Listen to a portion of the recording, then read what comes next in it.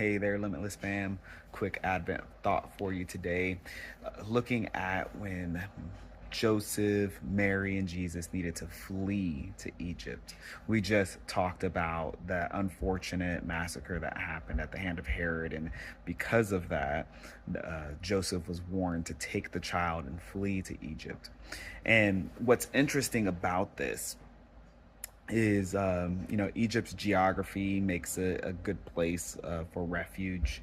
The one of the reasons why they were such a strong empire was because of their geography.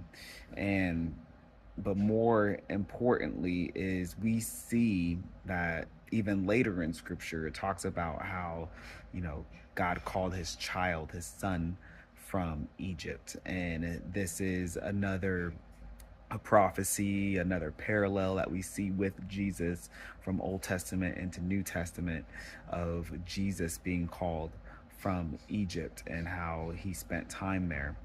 But that happened because Israel had previously taken refuge there. This was something that Israel was familiar with because it's a place that their fathers went to. It's a place that their own ancestry, their fathers ran to as a place of refuge. And when thinking about that, I want us to consider, what do we run to for refuge? And do we take example from our parents? And maybe it's not in specific matters of this is where I go for safety and shelter down, but we are often going to see what our parents have done and use that as a basis for ways we react to situations. And so what type of example can we set? What can we reflect on, maybe from examples that our parents have set, as far as running to Jesus, running to the rock, running to our strong tower, our shield and our exceedingly great reward, running to our protector and provider, running to God for refuge, and that being the example of where to go to.